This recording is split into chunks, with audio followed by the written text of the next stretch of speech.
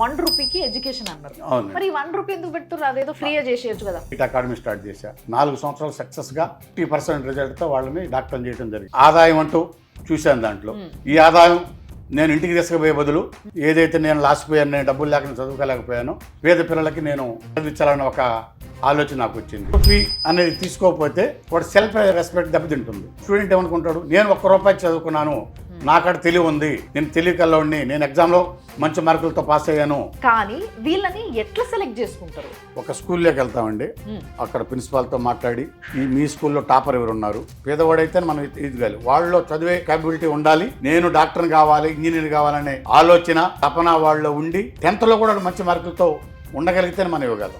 నష్టంలో పోతారు కదా. మరి డబ్బులు ఆదాయం అనేది చోట్ల ఇక్కడ అన్ని దానాల కంటే విద్యాదానం గొప్పదంటారు. కాబట్టి విద్యాదానం ఇచ్చేస్తే జీవితాంతం వాడు మంచి పొజిషన్ ఉండి మమ్మల్ని ఆశీర్వదించి మమ్మల్ని గుర్తుపెట్టుకుంటే అదే చాలు మాకు. Wonderful interview for me. Because education ని మొత్తం బిజినెస్ చేసేసిన ఈ ప్రభాస్ ఏదైతుందో అట్లీస్ట్ ఇక్కడ నుంచి క్లియర్ చేయడం మొదలవుతారేమో మిగతా వాళ్ళు, మిమ్మల్ని చూసి ఇన్స్పైర్ అవుతారేమో. సుమన్ టీవీ ప్రేక్షకులకి నమస్తే. మీ పిల్లలు 10th క్లాస్లో ఉన్నారా? ఒకవేళ 10th తర్వాత వాళ్ళని ఇంజనీర్లను చేయాలి, డాక్టర్లను చేయాలి అని కలలు కంటున్నారా? అయితే ఏవేవో కోచింగ్ సెంటర్లు బాగా ఎతుకుతూ ఉంటారు. కానీ ఒక కోచింగ్ సెంటర్ గురించి తెలుసుకున్న తర్వాత నాకు ఇక్కడికి రావాల్సి వచ్చింది ఎట్టి పరిస్థితుల్లో. ఎందుకు తెలుసా? రూపాయికి సంవత్సరం పొడుగు కావాల్సిన చదువు, దాంతోపాటు ది బెస్ట్ కోచింగ్ సెంటర్గా, అంటే నీట్కి కానీ ఐఐటికి కానీ పేరు పొందిన ఒక మంచి సెంటర్ అకాడమిక్ ఇది. సో ఇక్కడున్నా నేను. అలాంటి ఒక ప్లేస్ మీరు కూడా ఎతుకుతున్నట్టయితే this is the best place అని చెప్పొచ్చు. అదే విఆర్ డాక్టర్స్ అకాడమీ. సో ఇక్కడ నేను చైర్మన్ గారు రమేష్ గారితో ఉన్నా, ఆయనతో మాట్లాడబోతున్నా. అసలు ఈ ₹1 సంవత్సరం మొత్తం, అసలు సంవత్సరం అంతా చదివిపిస్తారు అని అంటే ఎంతవరకు నిజం ఇది అనే డౌట్ మీ అందరికి ఉండొచ్చు కదా. ఎగ్జాక్ట్లీ నాకు కూడా అదే ఉంది. సో నేనే అడిగి తెలుసుకుంటాం. సార్ నమస్తే. నమస్తే. అసలు ఈ ₹1 ఎడ్యుకేషన్ ఒక సంవత్సరం మొత్తం ఇవ్వాలి అని మీకు ఎందుకు అనిపించింది? అసలు మూలం ఎక్కడ మొదలైంది ఇది? మేడం, నేను చిన్నప్పటి నుంచి నేను మంచి చదువుకోవాలి, డాక్టర్ని కావాలి అని నేను నా కలలు కన్నాను. కానీ అది మనకు సాధ్యపడలా. ఒక మిడిల్ క్లాస్ ఫ్యామిలీ నుంచి వచ్చాను కాబట్టి నా వల్ల నాకు అది మా పేరెంట్స్ నన్ను ఎఫర్ట్ చేయలేక నేను డిఫెన్స్కి వెళ్ళాల్సి వచ్చింది, ఆర్మీకి. చదువు మధ్యలో ఆపేసేసి ఇంటర్మీడియట్ అయిన తర్వాత నేను డిఫెన్స్కి వెళ్ళాల్సి వచ్చింది. నాకు ఆ కోరిక అట్లే ఉండిపోయింది.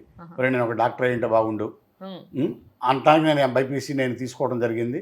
ఆ రోజు మా పేరెంట్స్ చదివించలేక కోచింగ్ కావచ్చు, లేకపోతే ఒక ట్యూషన్ కూడా చెప్పించిన పరిస్థితిలో ఉన్నాను కాబట్టి నేను కూడా సాధించలేకపోయాను. ఆ కోరిక అట్లే మిగిలిపోయింది నాకు. ఒరే, నేను ఇది కాలేదు, మా పిల్లలన్నా చదివిద్దాం అనుకున్నాను. మా అబ్బాయిని, పెద్ద అబ్బాయిని డాక్టర్ని. నాకైతే ఫస్ట్ నుంచి కూడా ఎడ్యుకేషన్ మీద కొంచెం ఇంట్రెస్ట్గా ఉండే. రిటైర్డ్ అయిన తర్వాత నేను కూడా ఏదన్నా పార్ట్నర్షిప్గా చేద్దాం అనుకున్నాను.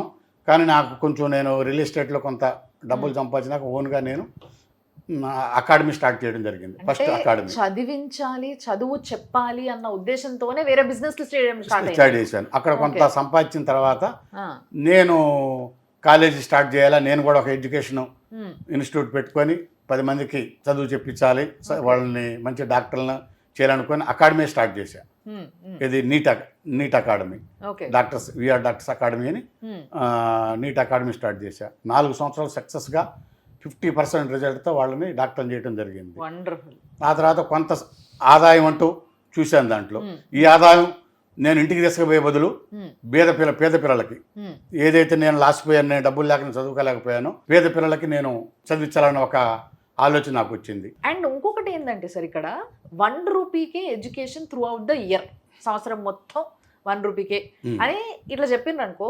ఇప్పుడు పేరెంట్స్కి ఏమనిపిస్తుంది అంటే వాళ్ళు అట్లే చెప్తారు, ₹1 1 ఇయర్ మొత్తం చదువుకోవచ్చు అంటున్నారు, తర్వాత బుక్స్ అంటారు, ఇంకేదో ఎగ్జామ్లు అంటారు, టెస్ట్ ఫీజు అంటారు, లేకపోతే హాస్టల్ అంటారు, ఇంకోటి అంటారు, ఇట్లాంటివి ఏవో ఉంటాయి వీళ్ళు ఎడ్యుకేషన్లు, కండిషన్స్ అప్లై అని రాస్తారు. ఏం రాయమండి?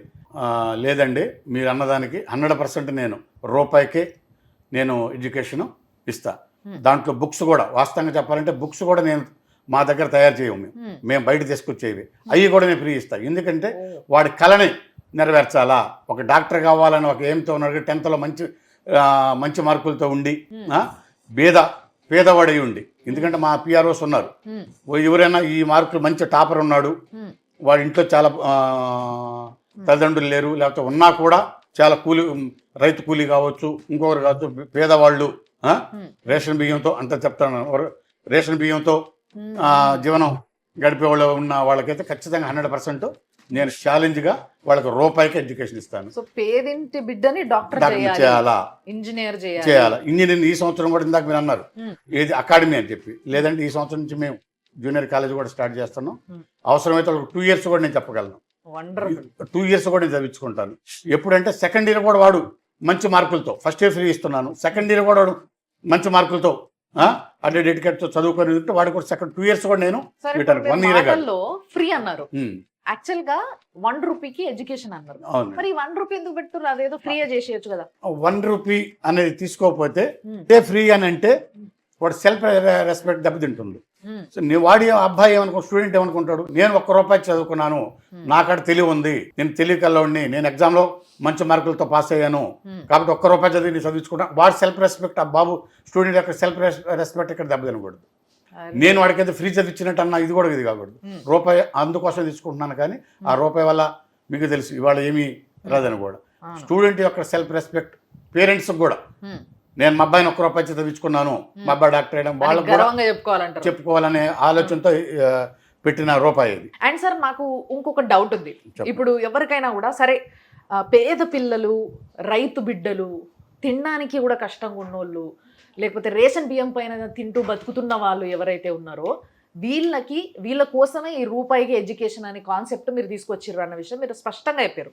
కానీ వీళ్ళని ఎట్లా సెలెక్ట్ చేసుకుంటారు? పిఆర్ ఉన్నారు ఓకే, బట్ ఏంది మీ ప్రాసెస్ ఏంది? ఏడికెళ్ళి పట్టుకొస్తారు, ఎట్లా సెలెక్ట్ చేసుకొని తీసుకొచ్చి ఇక్కడ చదివిస్తారు రూపాయికి? ఒక స్కూల్లోకి వెళ్తామండి, అక్కడ ప్రిన్సిపాల్తో మాట్లాడి ప్రతి ఊరికి వెళ్ళేసి ఆ ఊళ్ళో టాప్ స్కూల్ ఏది ఉంది ఆ స్కూల్లో పిల్లలు పేదవాడైతేనే కాదండి, పేదవాడైతే మనం ఎదగాలి, వాళ్ళలో చదివే క్యాపబిలిటీ ఉండాలి, నేను డాక్టర్ని కావాలి, ఇంజనీర్ కావాలనే ఆలోచన తపన వాళ్ళలో ఉండి 10th కూడా మంచి మార్కులతో ఉండగలిగితేనే మనం ఇవ్వగలం. అందరిని ఇవ్వాలంటే వాళ్ళు మీకు తెలిసి వాళ్ళు మొత్తం ఇస్తారు. నేను ఇస్తుంది ఎంత 30%, అంటే 100కి 30 మందికి నేను ఈ విధంగా చదివించుకోవాలనుకుంటున్నాను. సార్ రూపాయికి intermediate BiPC or MPC anything, and రూపాయికి ఫస్ట్ ఇయర్, రూపాయికి సెకండ్ ఇయర్ ఇట్లా తీసుకుంటున్నారు. కానీ అంటే ఇక్కడ నాకు ఎందుకో బాగా ఇంటెలిజెంట్గా అనిపిస్తున్నారు మీరు. ఎందుకంటే ఇంటర్మీడియట్ అనేది 2 సంవత్సరాలే ఉంటుంది. అదే స్కూల్ దగ్గరకు వచ్చేసరికి 10 సంవత్సరాలు 12 సంవత్సరాలు ఉంటుంది. లేదా డిగ్రీకి వెళ్తే అది ఒక 3 సంవత్సరాలు, లేదా ఒకవేళ బీటెక్ చేస్తామన్నా లేకపోతే డాక్టర్ చేస్తామన్నా కూడా 4-5 years ఉంటుంది.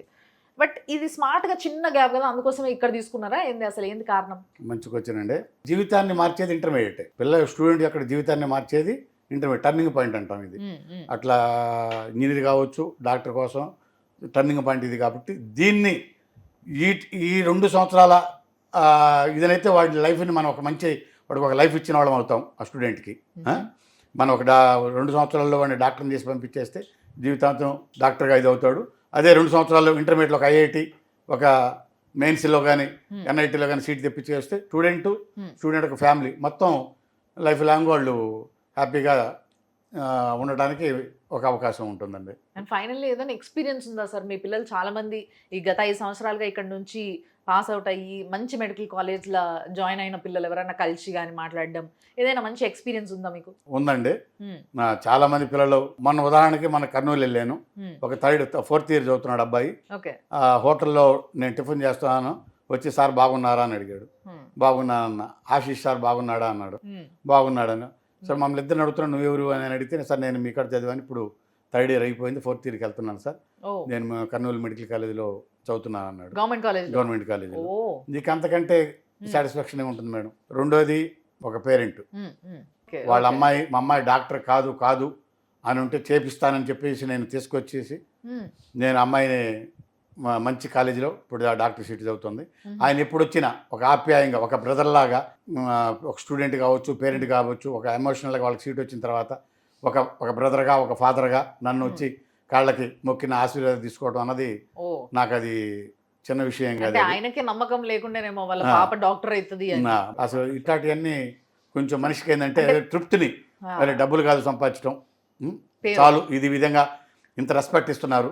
రేపు మనం ఏ హాస్పిటల్కి వెళ్ళినా, ఎవరైనా కలవటానికి వెళ్ళినా, లేకపోతే మనం వెళ్ళినా, సార్ మీ కాలేజ్ చదివాను, నేను ఇక్కడ హాస్పిటల్ పెట్టుకున్నాను, లేకపోతే ఇది హాస్పిటల్ పనిచేస్తున్నాను అంటే అంతకంటే ఇంకా డబ్బులు ఏమన్నా మేడం. బెస్ట్ కాలేజెస్ ఎంచుకుంటారు, చాలా పెద్ద పెద్ద కాలేజెస్ చూసుకొని ఇట్లాంటి ఈ కాలేజ్లో కొట్టాలి నేను, ఇట్లా అయితే ప్లేస్మెంట్స్ బాగుంటాయి, ఇట్లాంటి ఆలోచనలతో ఉంటారు. అలాంటి కాలేజ్లో కొట్టాలంటే మంచి కోచింగ్ కావాలా, అంటే ఇక్కడ బేస్మెంట్ ఇక్కడనే పడుతుంది కాబట్టి ఆ బేస్మెంట్ అనేది ప్రాపర్గా వేయడానికేనా ఇదంతా? అవునండి. సో మంచి కోచింగ్ సెంటర్, మంచి ఇంటర్మీడియట్ కాలేజ్గా కాలేజీ విఆర్ డాక్టర్స్ అకాడమీ ఎదగబోతుంది అనమాట. ఖచ్చితంగా. అంటే దీన్ని ఛాలెంజ్గా కూడా చెప్తున్నాను నేను. మాది నెంబర్ 1గా, ఎందుకంటే 50% రిజల్ట్ ఉంది మాకు ఇవాళ. 50% అకాడమీలో, నీట్ అకాడమీలో మాకు 50% రిజల్ట్ ఉంది. 48% నుండి 50% ఉంది. ఇది ఛాలెంజ్గా ఎవరికైనా ఏ విధంగా కూడా చెప్పమంటే మేము చూపించగలం రిజల్ట్. అది అదేవిధంగా ఇంటర్మీడియట్లో కూడా అదే పర్సంటేజ్ పైనే వస్తుంది మాకు. ఇంటర్మీడియట్ కూడా ఈ సంవత్సరం నుంచి IIT, JEE mains and IIT start చేస్తున్నాం. దాంట్లో కూడా చదివించుకొని ఒక మంచి రిజల్ట్తో మేము ముందుకెళ్తామని. అండ్ ఫైనల్లీ సార్, నా దగ్గర ఇంకో ప్రశ్న ఉంది యాక్చువల్లీ. ఏంది అంటే మీరు ఇందాక అన్నారు 30%, అంటే 100 మందిలో 30 మందికి కూడా నేను రూపాయితోనే చదివిపిస్తా సంవత్సరం అంతా అంటున్నారు మీరు. అంటే 30 మెంబర్స్ ఫీజు పోతుంది మీకు. అవునండి. రూపాయికి ఏం రాదు. అండ్ వాళ్ళకి సప్లై చేయడానికి, అంటే ఇప్పుడు మీకు తెలుసు కదా ఇంటర్మీడియట్ ఖర్చులు ఎట్లున్నాయో బయట. ఒక ఇంటర్మీడియట్ కాలేజ్కి వెళ్తే అక్కడ కోచింగ్ గీచింగ్ సంగతి చాలా దూరం, అది పక్కకు పెట్టేస్తే ఓన్లీ ఇంటర్మీడియట్ 2 years కంప్లీట్ అయ్యేసరికి అన్నీ కలుపుకొని వీళ్ళకి ఏదో ఒకప్పుడు పిల్లకి పెళ్లి చేయాలంటే ఒక 5 లక్షలు 6 లక్షలు కట్నం ఇచ్చేది చూసిర్రా, అన్ని పైసలు అవుతున్నాయి. అవునండి. సో ఆ పైసలన్నీ తప్పిపోతున్నాయి, మీకు వస్తలేవు. మీదకెళ్ళి మళ్ళీ రూపాయి తీసుకొని వాళ్ళకే ఉల్టా బుక్కులు, తిండి, అకామిడేషన్, దోబి అన్ని ఎవ్రీథింగ్ మీరే ఇస్తుర్రు. అంటే మీరు నష్టంలోకి పోతారు కదా మరి. ఆదాయమే చోట్ల ఇక్కడ ముందు నేను 30% స్టూడెంట్స్కి నేను ఫ్రీ ఎడ్యుకేషన్ ఇస్తున్నాను అన్న సాటిస్ఫాక్షన్ నాకు అది ఉంటుంది. ఇప్పుడు ఏ దానాలు, అన్ని దానాల కంటే విద్యాదానం గొప్పదంటారు. అన్నదానం అంటే కొన్ని రోజుల వరకే ఉంటుంది కాబట్టి విద్యాదానం ఇచ్చేస్తే జీవితాంతం వాడు నన్ను తలుచుకుంటే చాలు, అదే చాలు. మా పిల్లల్ని ఆశీర్వదిస్తే వాడు మంచి పొజిషన్లో ఉండి మమ్మల్ని ఆశీర్వదించి మమ్మల్ని గుర్తుపెట్టుకుంటే అదే చాలు మాకు. అండ్ ఫైనల్లీ ఏదైనా ఎక్స్పీరియన్స్ ఉందా సార్? మీ పిల్లలు చాలా మంది ఈ గత 5 సంవత్సరాలుగా ఇక్కడ నుంచి పాస్ అవుట్ అయ్యి మంచి మెడికల్ కాలేజ్లో జాయిన్ అయిన పిల్లలు ఎవరైనా కలిసి కానీ మాట్లాడడం, ఏదైనా మంచి ఎక్స్పీరియన్స్ ఉందా మీకు? ఉందండి. చాలా మంది పిల్లలు, మన ఉదాహరణకి మన కర్నూలు వెళ్ళాను, ఒక 4th year చదువుతున్నాడు అబ్బాయి. హోటల్లో నేను టిఫిన్ చేస్తున్నాను, వచ్చి సార్ బాగున్నారా అని అడిగాడు. బాగున్నానన్న. ఆశీష్ సార్ బాగున్నాడా అన్నాడు. బాగున్నాడని. సార్ మమ్మల్ని ఇద్దరు అడుగుతున్నాను, నువ్వెవరు అని అడిగితే, సార్ నేను మీ ఇక్కడ చదివాను, ఇప్పుడు 3rd year అయిపోయింది, 4th yearకి వెళ్తున్నాను సార్, నేను కర్నూలు మెడికల్ కాలేజీలో చదువుతున్నాను అన్నాడు. Government college. నీకు అంతకంటే సాటిస్ఫాక్షన్ ఏముంటుంది మేడం? సో పిల్లలు ప్రతి ఒక్క కిడ్కి డైరెక్ట్గా చైర్మన్తో మాట్లాడే ఆస్కారం ఉంటుందంటే, ఇక్కడ ఏదైనా ప్రాబ్లం ఉంది ఒకసారి వాళ్ళ జైలుకో వాళ్ళ దగ్గర ఎవరో ఒకరు ఇన్ఛార్జ్ ఎవరో ఉంటారు కదా, వాళ్ళకి చెప్పడం జరుగుతుందట. వాళ్ళు ఒకవేళ వినకపోతే, వినకపోవడం అనేది ఉండదంట ఇక్కడ. బట్ ఫిర్బీ ఒకవేళ ఏదైనా డిలే అయింది అంటే ఇమ్మీడియట్గా చైర్మన్ సార్కి ఫోన్ చేసి మాట్లాడతాం మేము అని ఎంత గొప్పగా చెప్పారు పిల్లలు. అసలు నాంచకుండా నస్కకుండా చెప్పారు ఈ ముచ్చట. అది చాలా మంచిగా అనిపించింది నాకు కూడా. ఫోన్ చేయడం కూడా కాదండి, నేను ఎప్పుడు తిరుగుతూనే ఉంటాను.